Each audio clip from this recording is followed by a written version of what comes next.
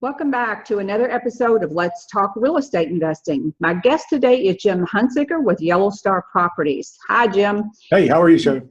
Jim started out as a licensed real estate agent in 2006, and he's been a real estate investor since 2007. His primary focus today is rehabbing. They do an impressive 10 to 14 rehabs at one time, so I definitely want to ask him about this. And he has done over 450 transactions today. He is also the creator of MLS Domination, and I want to ask him about that today. So welcome to the show, Jim. Thank you. Thanks for having me. Let's start out by having you just tell everybody a little bit more about yourself. I just kind of hit the highlights there. Sure. I got into the real estate business. 2005 is when I started to look into it, and my father was a real estate agent, so I got into the business too. And I thought it was going to be easy because my father was an agent, but I was wrong, because when you get into the real estate business as an agent, they tell you, just like any sales industry, call your sphere of influence, which is your friends and family.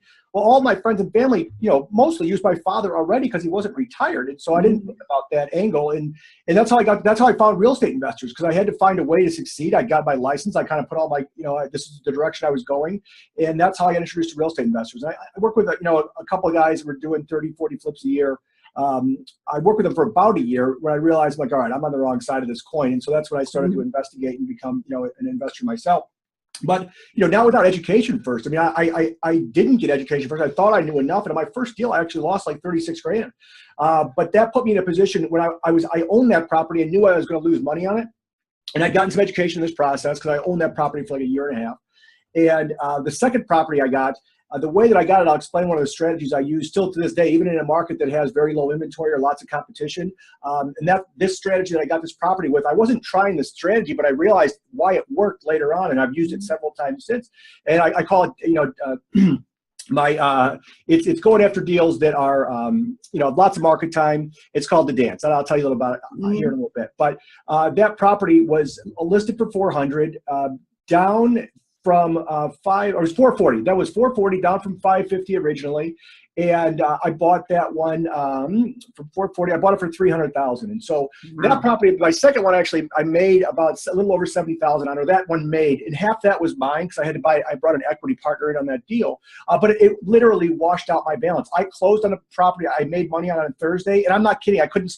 It was both with retail buyers, so I couldn't schedule a closing like this. The next day on Friday, the very next day, I closed on when I lost the money. I lost it all, and then I've been doing deals ever since. But it's funny that I got put in a position where I knew I was going to lose money. I didn't have the money to lose. I didn't have any money at the time, and out of desperation, I figured out the strategy that's worked for me and tons of my students all over the country since. So it's really cool stuff.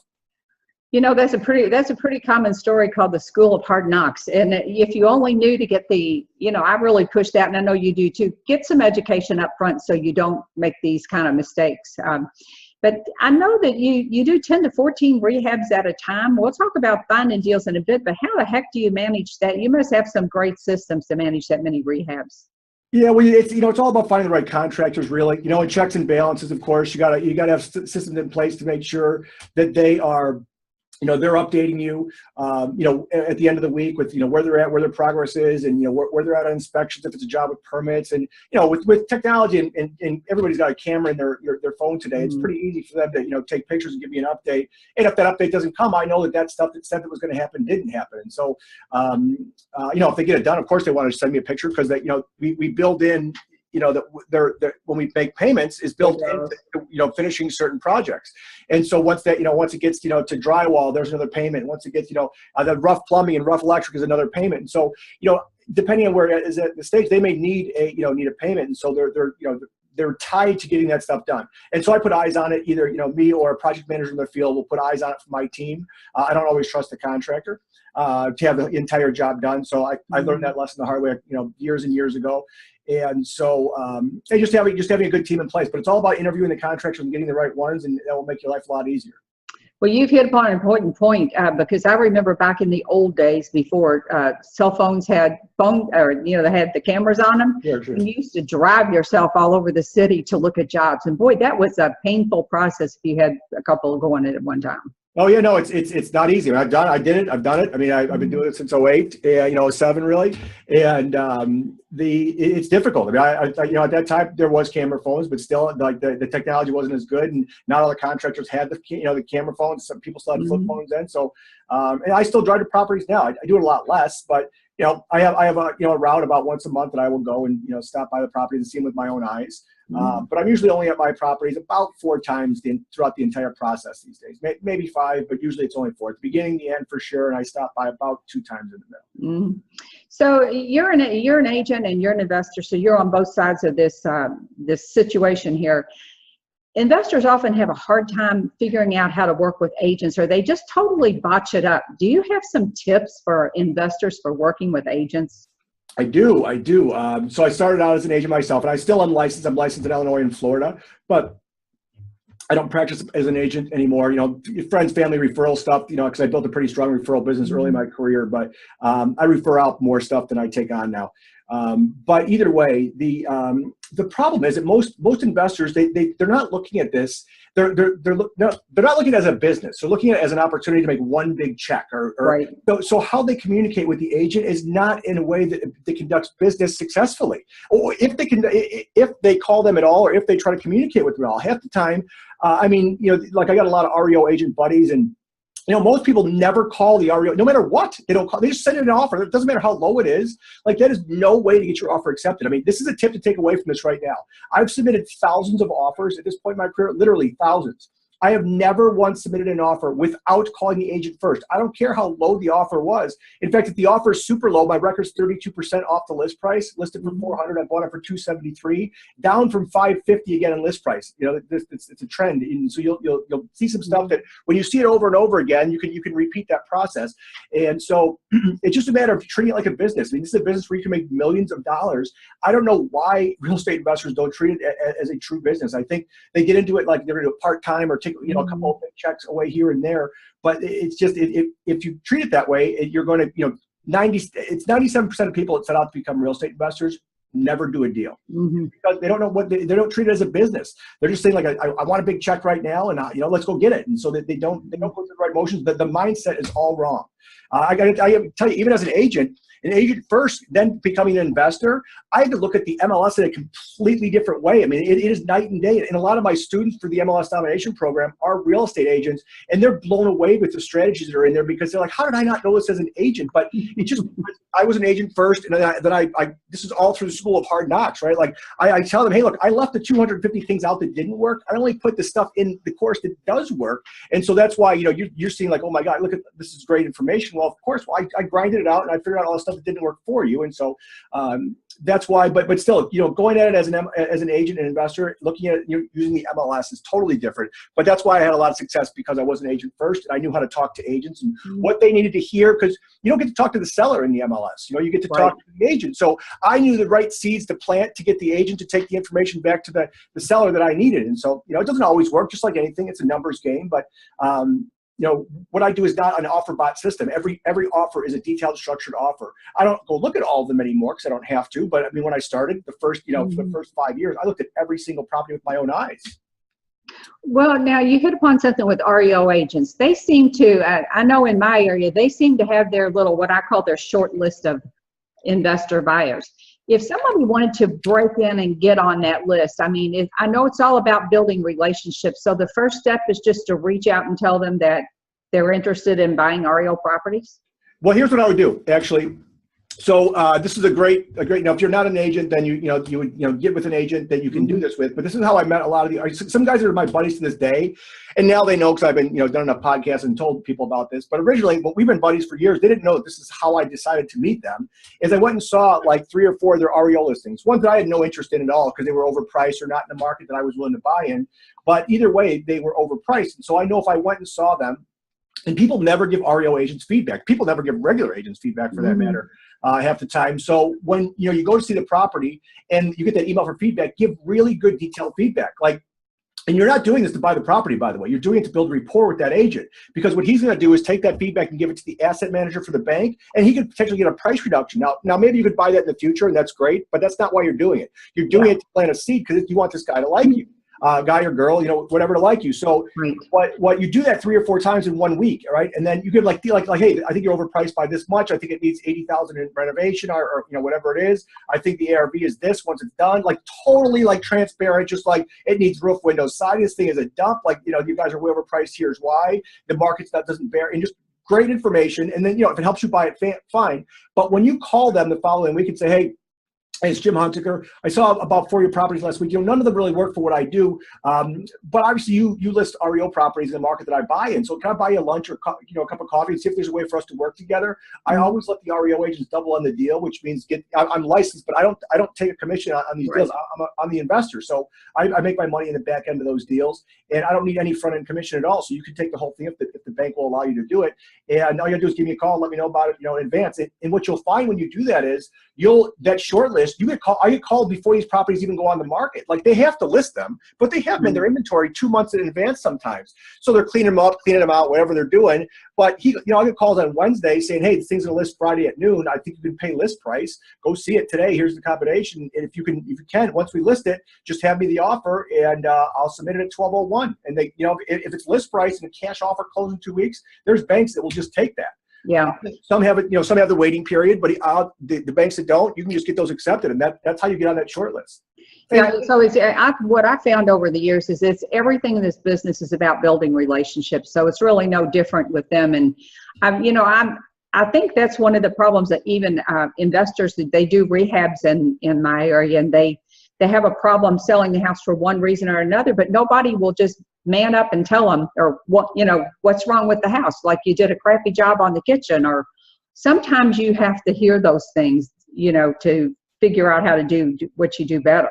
Well, right, and like just like you said, like to your point, like what a lot of new investors do is that they underestimate the rehab budget, and they overestimate the after repaired value, and so they're putting this thing on the market that's in shoddy condition at a price that's over what it was sold for if they did a nice job on it, and so that's part of the problem. Is you need to like look at the comps, not only what they're selling for, what are the exact finishes, like down to like what are the make of the cabinets? Are they crappy cabinets that have that are just faced and they have the box is plywood inside, or is it now they even have cheap boxes that are the same color throughout? And so you got to see like what is your demographic buying specifically, not just white. Is it white with is it with wood color inside, or is it white on white, like literally down to that detail? Like I'm ordering all white on white kitchens right now, white cabinets, white countertops. I personally hate it, but that's what the market is bearing. Like every time I order, I'm like, I think this is awful. It has not grown on me yet. I've done like but that's what's closing the market right now in many different price ranges. So that's what I'm doing.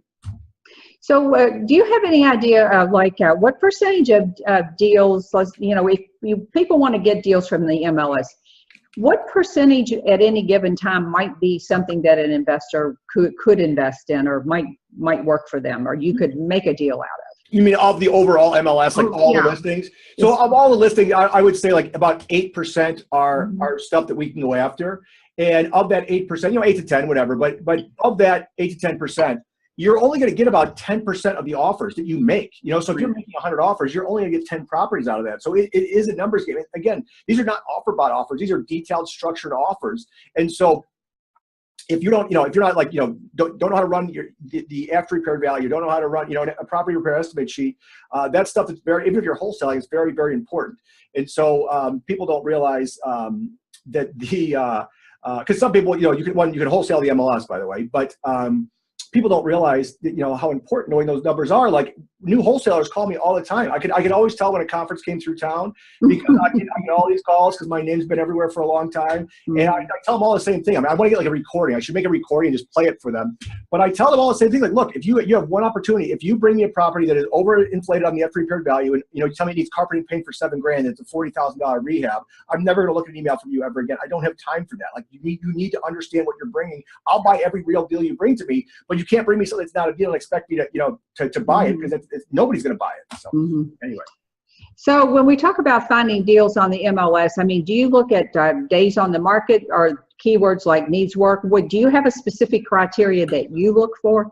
Yes. Yeah, so the main search that I have is just keyword searches. That's it. Like I don't have anything else other than geographic. Like I'll put towns, zip codes, For me, it's usually map searches where I literally just circle out an area on the map because I want to do this whole chunk of I work in suburban Chicago. It's called the Northwest Suburb. So there's a lot. It's a big shoe, and I don't do a lot of stuff in the city of Chicago. So I don't want to, I don't need deals there. Mm-hmm. And so, but yeah, the only thing I search by is keywords. That's it. Literally the keyword search. And I'll give you a link I'll send you a link at the end of this where your people listening can get a free copy of my keyword search list, like all the keywords that I use.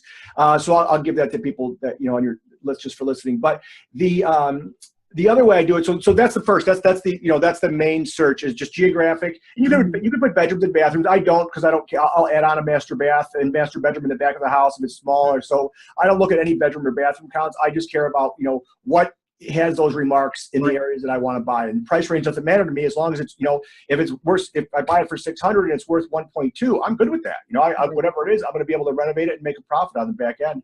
And so, we're looking for 15% profit in the back end. That's what, and when I say 15%, I mean off the after repaired value. Like if I sell something for 500,000, I expect to make 75 grand at least minimum. Otherwise, I won't even work with the deal. Okay. It's not worth tying up the money in the process. And I've been teaching about that for about 5 years, like in that capacity, saying I work off 15%. And people were always telling me, like, there's no way. How could you work off of that kind of margin? Like, it's too small. I'm like, I don't know. I turn properties every 6 months, so I borrow all the money, and I don't know. Do the math. Even if I have a bad day and I make 12% on both properties, that's still a 24% return on money I borrowed. So I don't know. To me, I don't know where else you can make that kind of return. At least I can't produce that return in the stock market because I don't understand the stock market as well. So I do it where I know how. That's a great return any day of the week, and I think you've pointed out something here. When you're building a business and you have a formula for doing your business and you have a profit range, over time it's going to work out, and it's going to work out very well because you're going to be doing your business right. Right. Well, and you win some, you lose some, and that's just as business. And people always, they're scared to pull the trigger because you might lose money. And I'm not saying you should. If you get the right education, you should be fine. But still, you're going to win some, you're going to lose some. It's just the way it is. And you're not always going to make 15%. Sometimes you're going to be wrong, and that village is going to make you put in a skyscraper grade beam, which just happened to me. They literally made me put in a skyscraper grade steel beam, and it's a span where an LVL beam would be totally fine. It cost me $5 grand for that. Oh wow! So there's nothing, you can't fight them. I mean, when the villages around here are out of control, and you just know that part of the business, you just got to deal with it. There's always unexpected stuff. There's always the unexpected. Yep, it's just part of the business. It's solving problems. Solving problems. Let's talk about. Let's talk about for somebody who's a real estate investor and they're not an agent. I know in my area, if you're really lucky, you can give value to an agent and they'll let you be their assistant, or you can get MLS access. Do you have any other tips for that? Yeah, just pay them for it. That's what my buddies do. I mean, I'm a licensed agent. I have a full-time assistant that has full access to the MLS because she's my assistant. But what you can do is like my buddies that are wholesalers that do not want to be licensed. They don't want a real estate license. So one guy pays $1,000 a year to an agent plus the MLS dues, which are around $350, and the other guy I know pays $1,500 a year plus the MLS dues. So you find it's better off to look not at a big brokerage, not like not the Century 21, certainly not the Remaxes, no national broker, because they all have. Not Remax, but like all the other ones, Keller Williams, they have in-house assistants that work for the agents. So when they bring on their own assistant, they're going to be like, well, you're doing 3 deals a year. What do you need an assistant for? That might raise a red flag. But if you go to ABC Realty, which has one office, in your town or in your area, just, one-off broker, and approach one of the agents in there, now that's a different story because they can say, hey, this guy's paying me $1,000 and, he's also going to give me the listing. So, it is a working relationship, and it's a legal way for to have an assistant in the MLS, because people are always worried about, breaking the rules and I don't want to get in trouble. Well, if you have somebody you're working with as an active investor, people, again, if that mindset of assistant has to be somebody who's my personal assistant that only puts my MLS data in on my listings. Well, that doesn't necessarily have to be what an assistant is. It can be somebody that helps you in your investing business, right? So it's all perspective and how you look at it, but there's nothing wrong with having an assistant and a virtual assistant at that. It doesn't have to be an assistant that's in your office either. People have all these mindsets and mind blocks about what an assistant has to be, and that's not allowed, and it absolutely is allowed. You don't have to pay your assistant, by the way, just because typically you would be paying an hourly rate or something to your assistant. You don't have to pay an assistant anything. There's no rule that says your assistant in the MLS has to be getting paid a salary or an hourly rate of any kind. So it's just a matter of approaching the right agent, you know. And so sometimes you might approach 10, 12, 20 agents to find one that'll work, or you can get your real estate license yourself and then get MLS access that way. Yeah.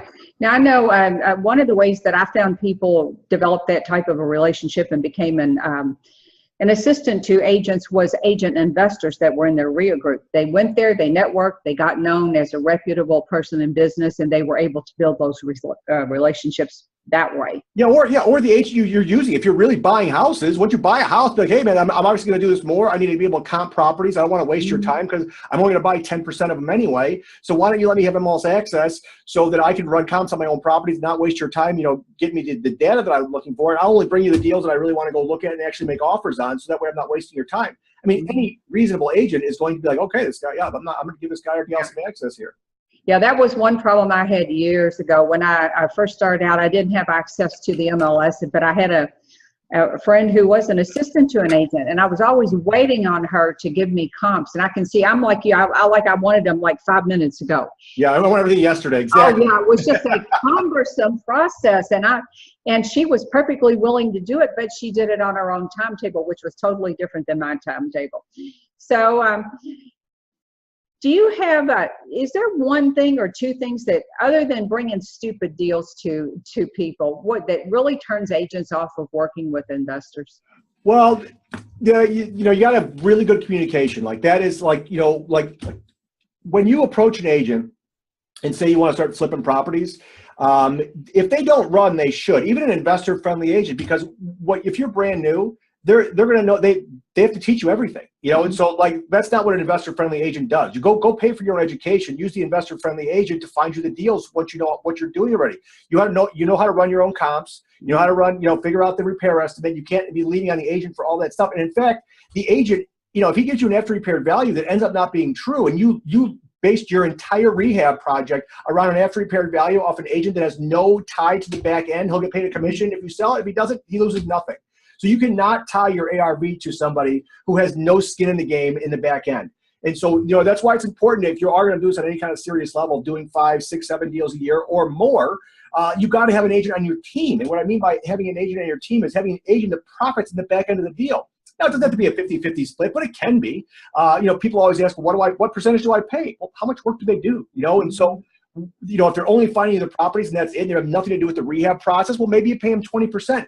But here's the thing, the commission from that deal goes into the pot, meaning if you buy a house for $200,000 and there's a $5,000 commission, he doesn't take that. I mean, technically, he does take it because it'll go in, you know, to his broker and he gets paid, but that goes into the pot. And so at the end, let's say his share was $20,000 in profit. Well, now he only gets 15 because he got the first 5 up front in that commission. So, because people always ask me the details of how that breaks down. And so, but you want him to be concerned with the back end profit, not the front end commission, because if they're giving you, you know, details on after repaired value that they're not tied to that profit in the back end, they're not looking at it anywhere near as hard as they would be if they were looking at it if they were on your team and profiting. So I'm not saying that you can't find an agent that will give you, you know, a good ARV, but still you can't count on that if they're not in the back end profiting with you. I mean, you got to double check it and know how to double check it yourself. That's a good point. That's a good point.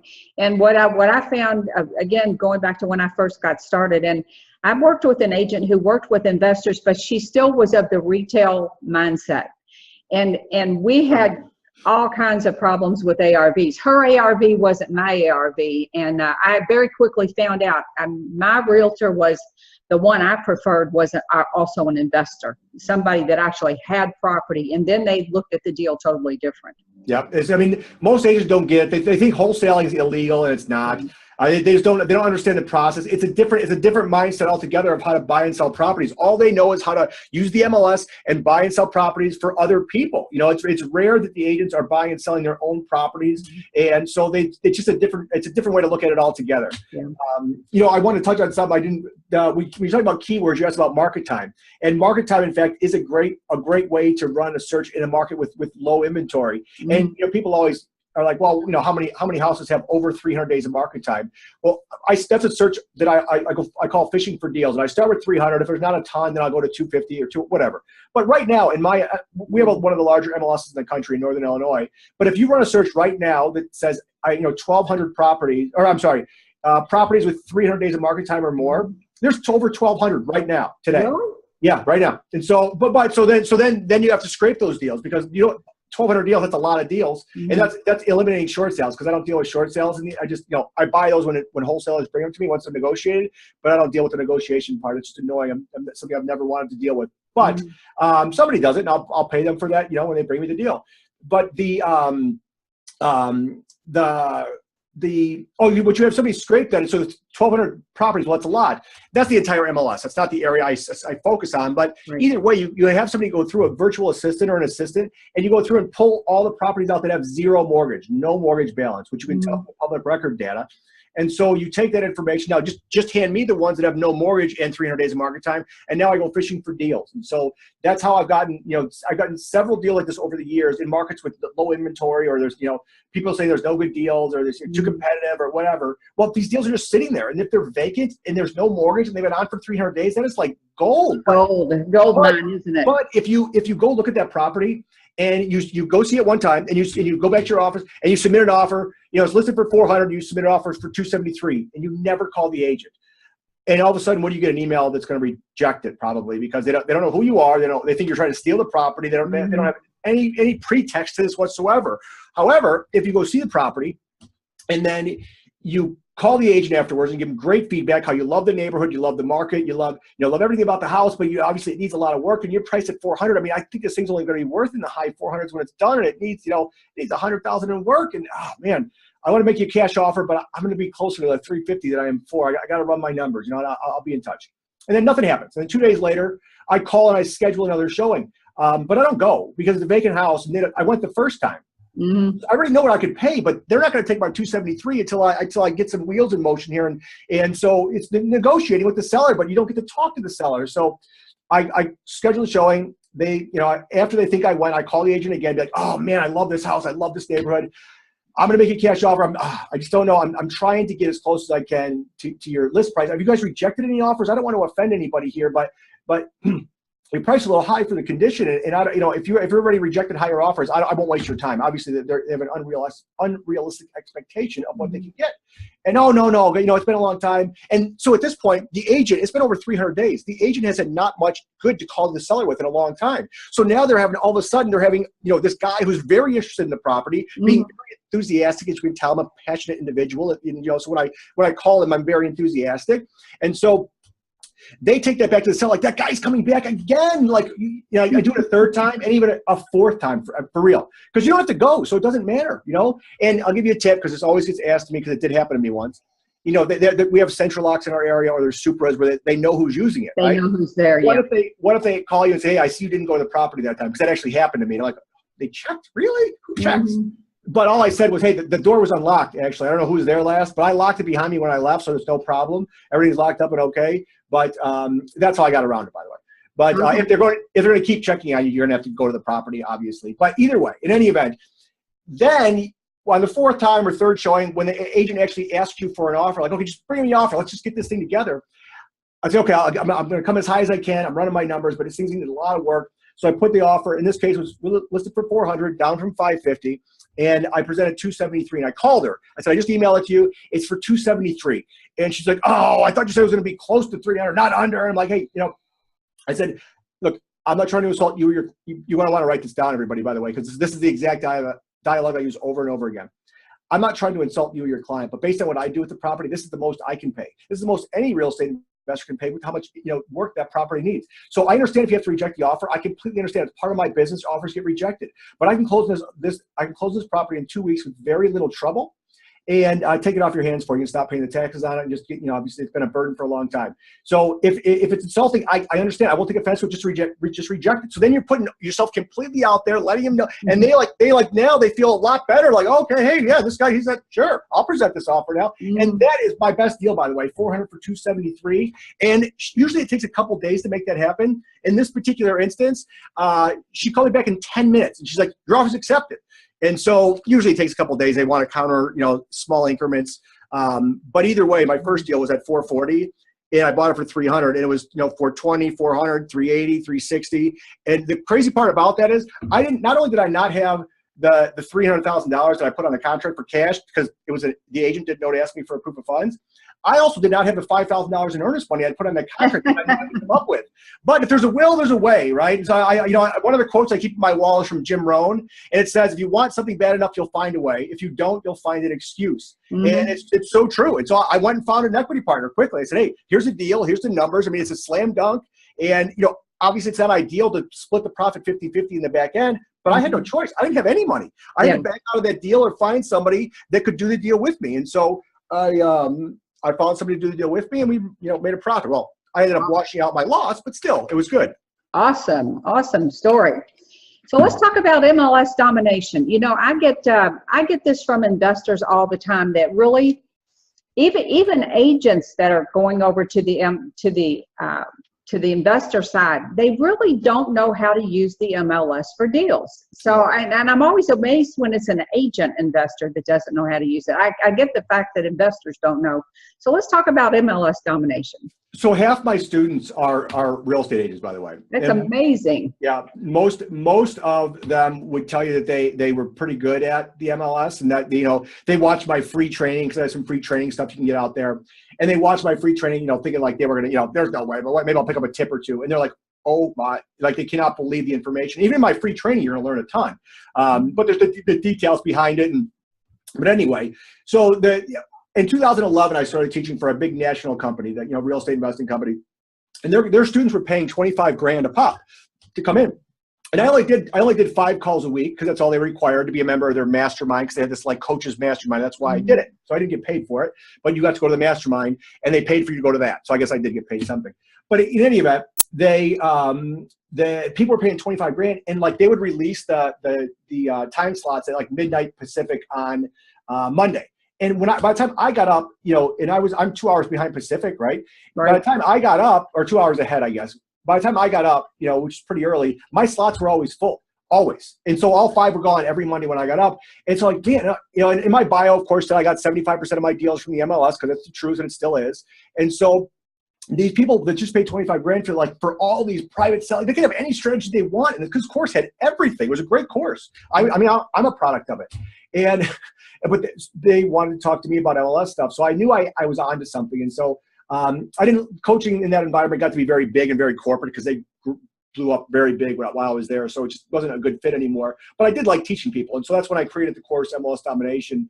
And we kind of really broke down everything that I've been teaching for the last year to, students of that program, and stuff that I've been using, like what works, what didn't, what would I, and so that's what the course is.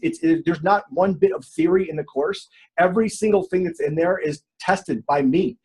There's nothing in there that is, that hasn't been used, that I didn't try myself or come up with on my own. And there's strategies that other people told me about me. That's fantastic. Let me see if that works. And I would have implemented it. And if it worked, I would put it in the course, And so, and usually, there's stuff that would work. And so but that's what the course is. It's how to use the MLS to get deals. And I always hear 2 things when people tell me the MLS is too competitive, or they tell me there's no good deals. And I'm always like, well, which one is it? I'm like, you can't be competitive for like the non-deals. I mean, you can't have both, but that's what I always hear. And all that is a lack of education, just like anything. I mean, I wasn't always a master at the MLS, being able to get deals out of it. That's something I learned through like lots of errors and failures and trial and lots of trying and thousands of offers and buying hundreds of properties only, so that's something that you can't learn somewhere. You got to go through that a little bit. And so I teach you the strategies that work, but you're still gonna have to go out there and implement it in your own way, and for your own personality and stuff that works. But the course itself is, it's because it's not built on 1 ounce of theory. It's a fantastic course, and that's why people love it. That's why half of my students are agents. Heck, but when I sell it, there's a 30-day refund policy. That's because, hey, I understand. The course, it's not a cheap course. There's a lot of money, but you can get a lot from the free training anyway. So the free training alone will get you a ton. But most people are like, oh, it's a 30-day refund period. I'll just stick with it. 29 days, I'll get what I can for free. But they stay because there's so much value in the course in those first 4 weeks that they stay with it, because now anybody could refund. That's just the way it is. But there is that much value in the course, and and also there's an Ask Jim Anything form in there where I personally answer the questions. I go in there twice a week and I answer the questions. So after that, beyond the course itself, people, and there's hundreds of questions in the course already. from real students doing real deals. So you can go through and read every question and my answer to them. So they, you can't put a price on what the value of stuff like that, because you're going to learn from real world experience and be able to read my question and ask me questions too that I will personally answer for you. So it's like, it's kind of like one-on-one coaching, which when I did one-on-one coaching for a couple of years, I charged $5,000 a month for one-on-one coaching. And half the time, our 2 calls a month, we would go over MLS strategies. It was crazy. That like I couldn't believe that is what we were covering when at this high level coaching group. But that's what they wanted to go over. So I created MLS Domination as a way to give to new students so that way we didn't have to talk about MLS stuff in our coaching calls, because I felt it was a waste of our time. But they didn't, because the strategies worked so well. So most of those were experienced investors that had only come from the private seller market, and they wanted to learn how to use the MLS, so they were willing to pay me for that. Well, that's an excellent resource. I didn't really realize it was such a big deal until I had some students that should have known how to use the MLS, but they really didn't know how to use it effectively to find deals. So I'll be sure and put a link to Jim's course when I do the blog post and get this up. So Jim, I want to thank you so much for coming on today. You're just a wealth of information, and I know people are going to love this show. What's the best way for folks to reach you? They can go to my website, realestateinvestoracademy.com, and that's where they can find more information about the free training that I offer on MLS Domination. So realestateinvestoracademy.com, that's my main website. They can get me there. They can get information. They can reach out to us there. And I want to leave you something too. Like, people always say that there's no good deals in the MLS, but 80% of all property sold in the U.S., 80% gets listed in the MLS. So, sure, there's private seller stuff. There's always going to be private seller stuff, but the majority of the properties sold get listed in the MLS. So it's just a matter of figuring out the system and learn how to navigate through it. And nobody was a master at anything they did out of the gate. So you got to learn. You got to start somewhere. Awesome. Well, folks, I'll be sure and put all the links back to Jim's to the academy and to his to the MLS Domination. And if you have any questions, you can always leave them on the blog. You'll also know how to reach out directly to Jim. And so I guess that's all for today. Thanks again, Jim. Thanks for having me, Sharon. This is Sharon Bornholt, and I'll be back soon with another episode of Let's Talk Real Estate Investing.